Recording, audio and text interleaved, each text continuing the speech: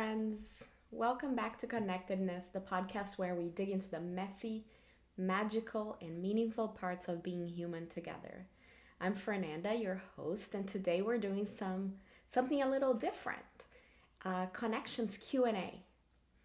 I asked you for questions about friendships, dating, and building meaningful relationships, and wow, you all delivered. Full honesty here, some of these questions might be fake listener questions to get us started until you send me more.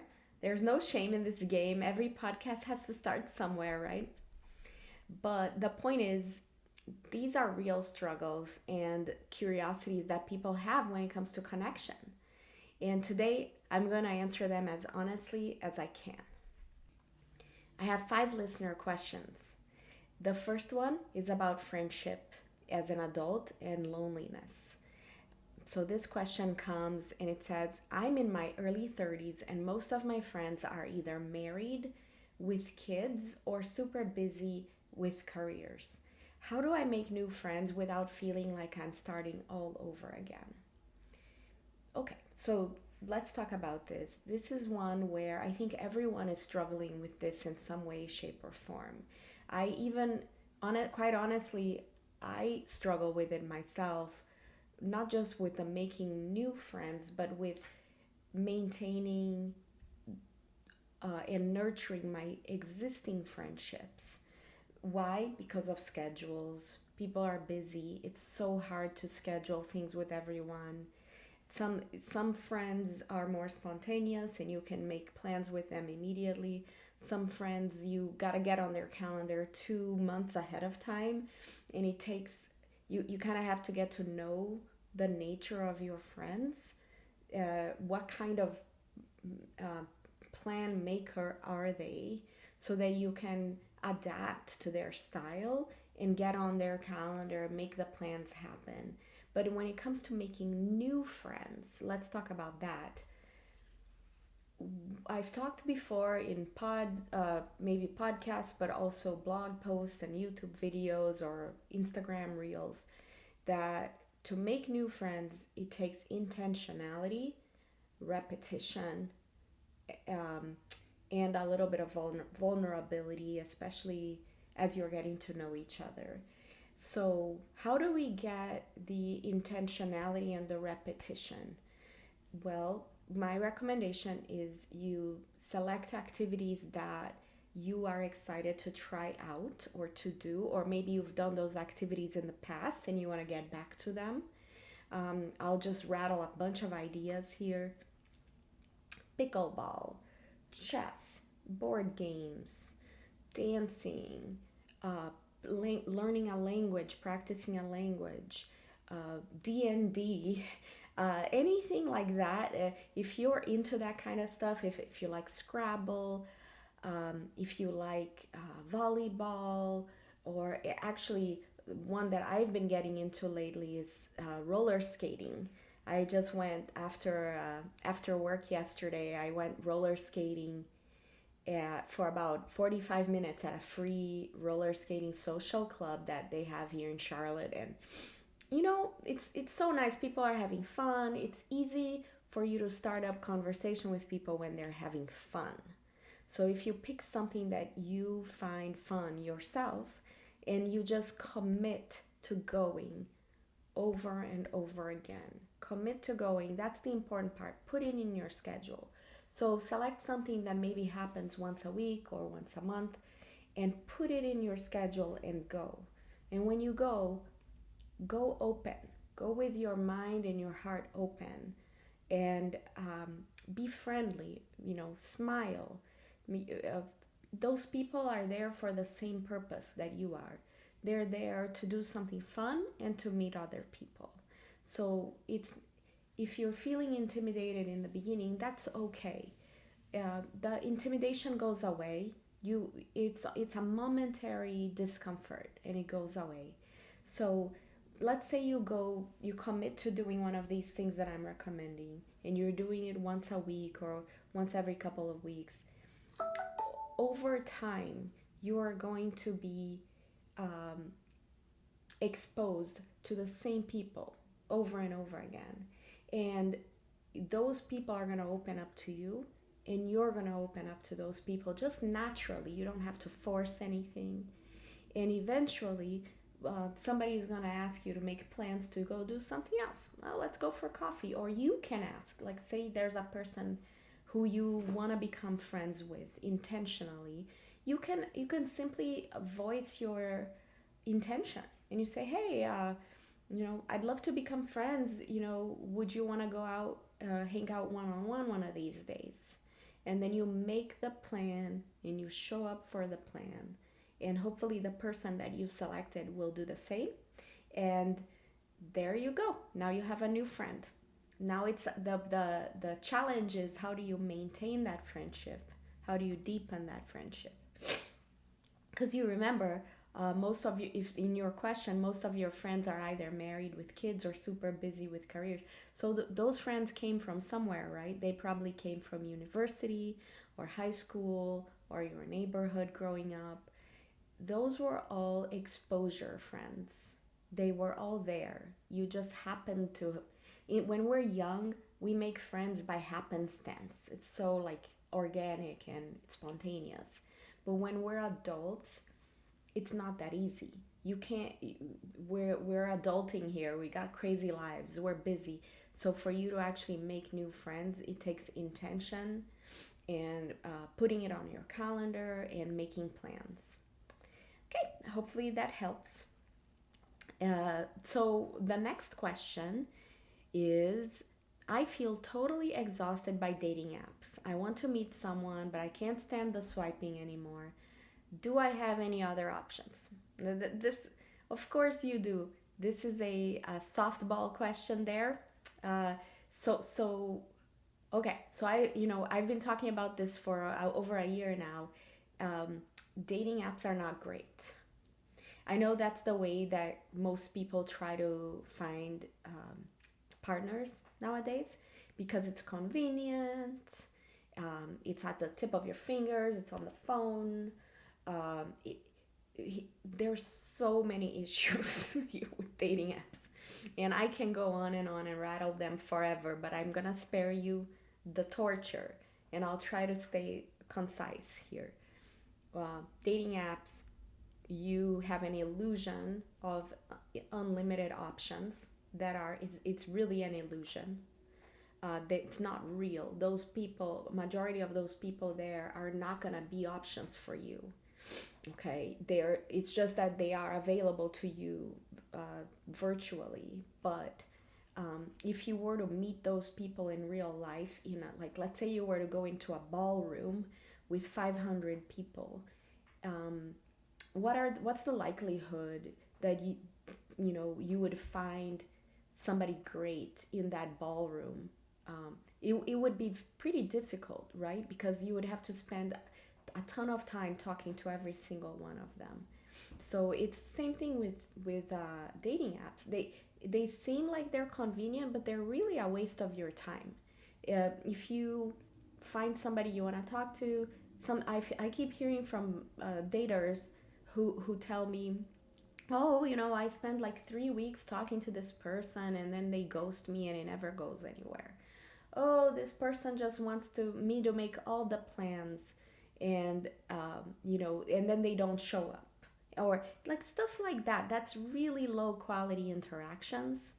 um, the alternative is going out into the real world, doing things in real life, talking to people face to face, gauging their energy. You can usually tell right away, like if you meet somebody in 3 seconds, you can usually tell whether that person is somebody you want to keep talking to or not. But in apps, you cannot. Anything virtual, it's harder to tell. So, um, I do host my singles events, and I know a lot of other people host events also for singles. I would recommend going to any and all of them. Yes, it's awkward. Yes, it can be hard. Yes, some days you might show up there and walk out feeling like you didn't connect with anybody. But what did you do? You spent 1 hour, an hour and a half of your time meeting, 20 to 30 people.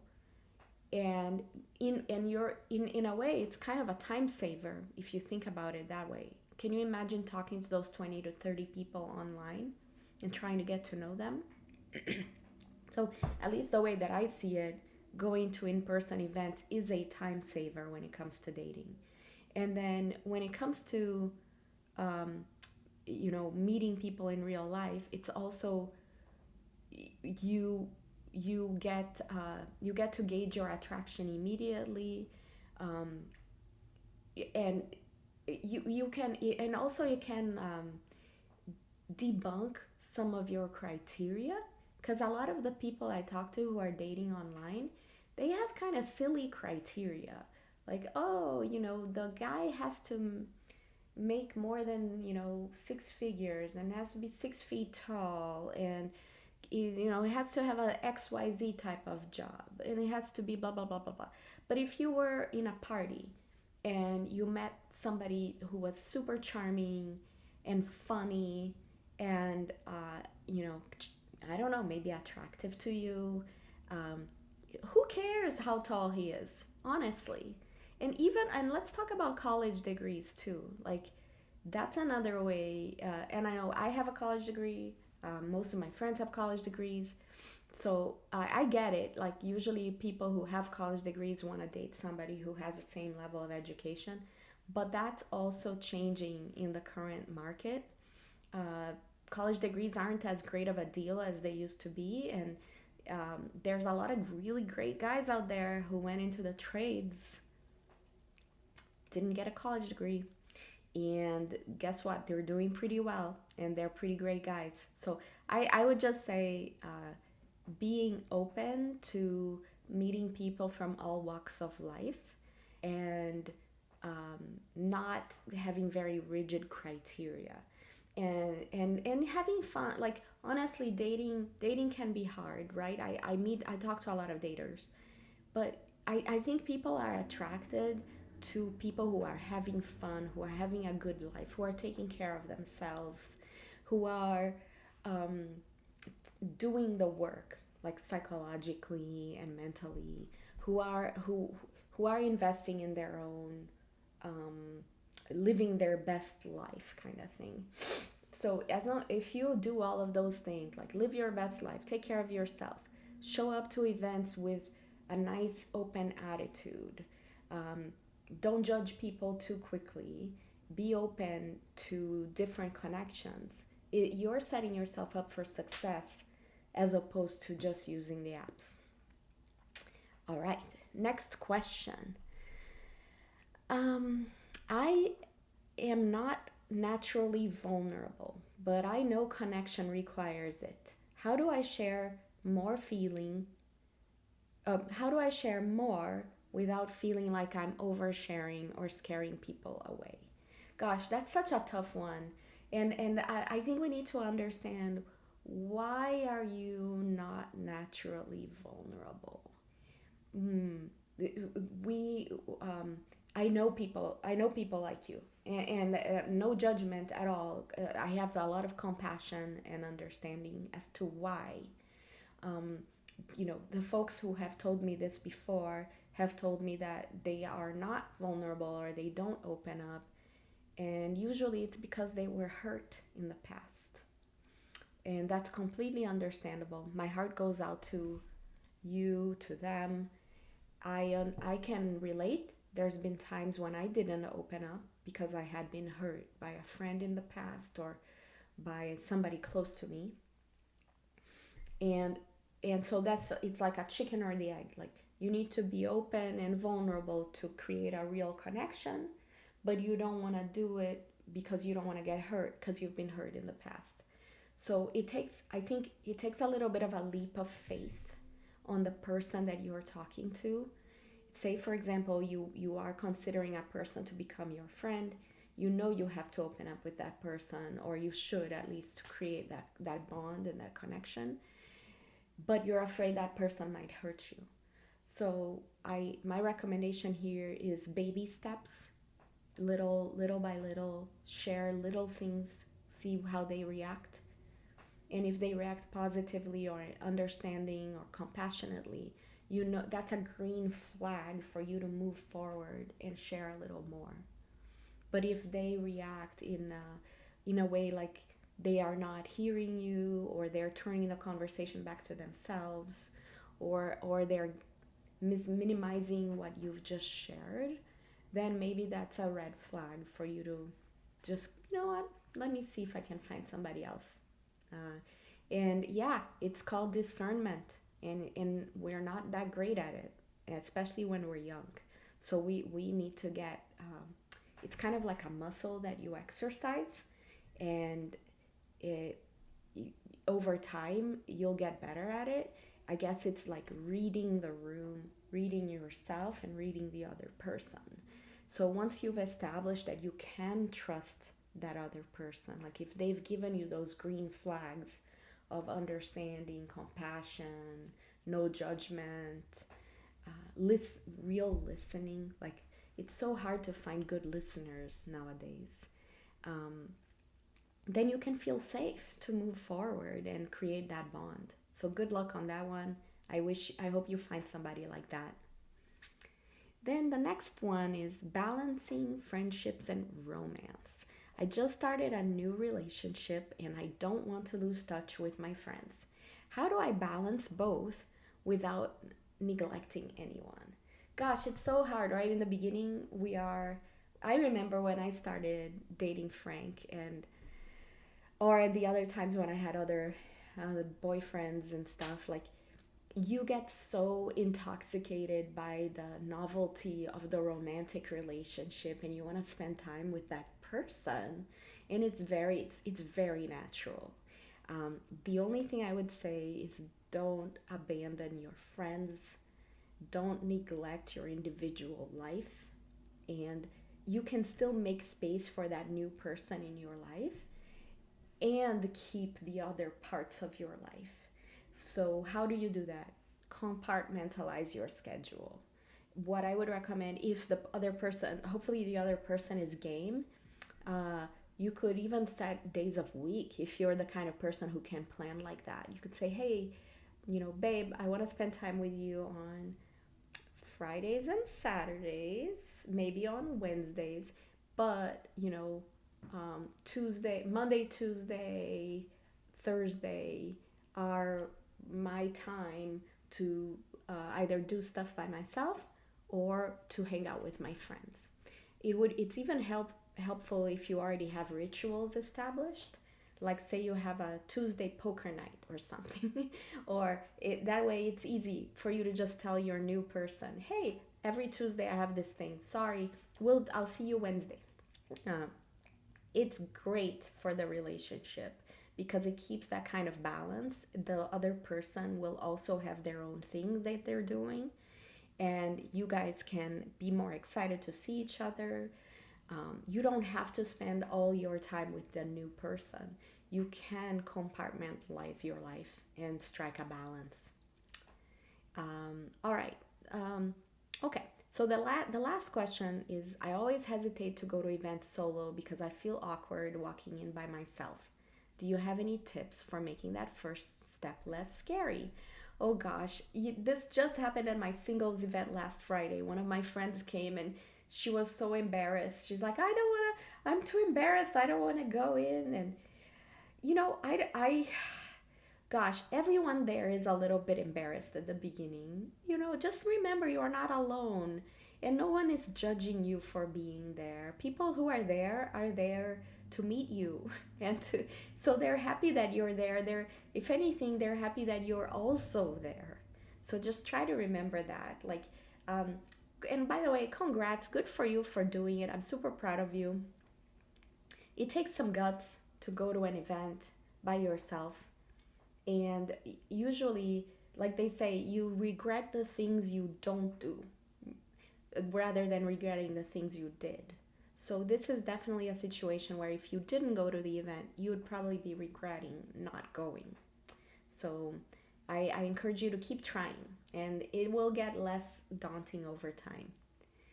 That was so much fun. I love getting answers to your questions because They remind me that none of us are doing this connection thing alone. We're all just figuring it out, stumbling a little bit, and learning as we go. If you have questions, hold on. If you have a question you'd like me to tackle in a future Q&A episode, please send me a message on Instagram or drop me an email. I'll put the link in the show notes. And hey, if you heard a question today that sounded like something you've been struggling with too, share this episode with your friend. Chances are, with a friend, they'll nod. Chances are they're gonna nod and nod right along with you. Thanks for hanging out with me today on Connectedness. Until next time, keep showing up, keep reaching out, and keep believing in the power of connection.